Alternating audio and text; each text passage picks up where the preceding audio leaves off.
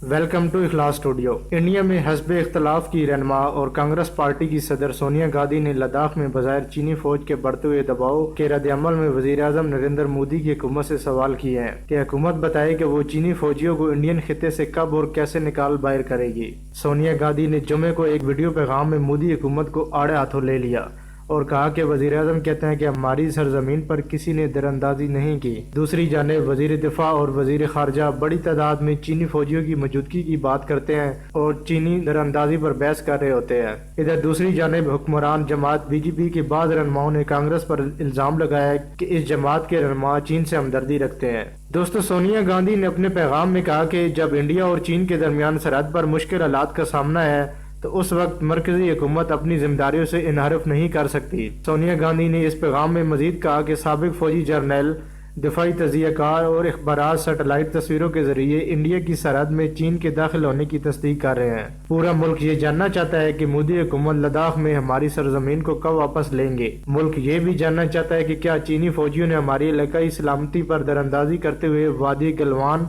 और पेनकोनसो झील के इलाके में बंकर और नई दिफाई ढांचे तमीर कर लिए हैं। उन्होंने सवाल किया कि क्या वजीर आजम इन सवालात पर मुल्क को एतमाद में लेंगे।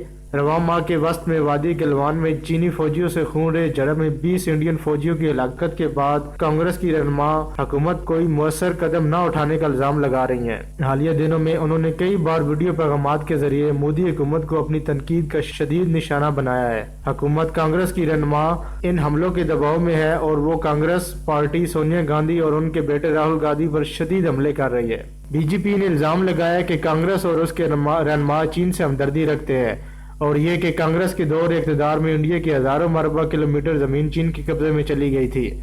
वजीर आजम नरेंद्र मोदी ने मशरकी लद्दाख की सरहदी खिते में 15 जून की शब हुई खून रेज झड़प के बाद 19 जून को तमाम सियासी जमातों के रहनुमाओं के साथ एक मीटिंग की थी। उसमें उन्होंने कहा था कि इंडिया की सरजमीन में कोई दाखिल हुआ है और न ही कोई जमीन किसी के कब्जे में है। राहुल गांधी ने भी एक वीडियो पैगाम में कहा कि इस तरह की इतलात है कि चीन ने हमारे 3 खितों में जमीनों पर कब्जा किया हुआ है। वजीर आजम अगर ये कहते हैं कि हमारी ज़मीन नहीं लीगी और अगर चीन ने हमारी ज़मीन पर वाकई कब्जा कर रखा है तो इससे चीन को बहुत ज़्यादा फ़ायदा होगा।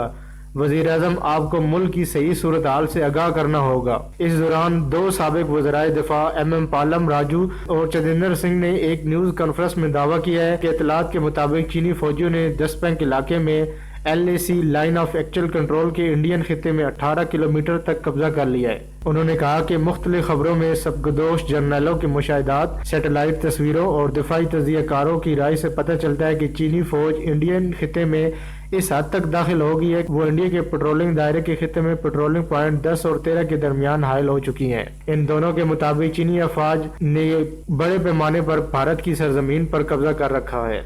उन्होंने सवाल किया कि मोदी हुकूमत वादी गलवान में चीनी कब्जे की हकीकत का एतराफ़ क्यों नहीं करती। इंडिया के वज़ीर खारजा ने एक बयान में कहा कि अगर चीन मुज़ाकरात और इत्तफ़ाक़ राय के बावजूद पुरानी पोजीशन पर नहीं जाता तो चीन और इंडिया के तल्लुकात पर मनफी असर पड़ेगा। तो दोस्तों, ये थी कहानी इंडिया और चाइना की लद्दाख की लड़ाई की सूरत हाल। अपोजिशन लीडर्स एतराज़ात पे एतराज़ात उठाए जा रहे हैं जबकि हुकूमत इस चीज मानने पर कबूल ही नहीं कर रही कि एक चाइनीज फौजी इंडिया की हदूद में दाखिल हुए हैं। अलबत्ता कि वो उस लड़ाई को भी झूठ में तब्दील करना चाहते हैं। जो कुछ दिन पहले ये लड़ाई हुई थी कि इंडिया के 20 फौजी 150 के लगभग फौजी जख्मी हो चुके हैं और कुछ फौजियों को इन्होंने कैद कर लिया है। ये भी इंडियन हुकूमत अभी तक मानने को तैयार ही नहीं हो रही है।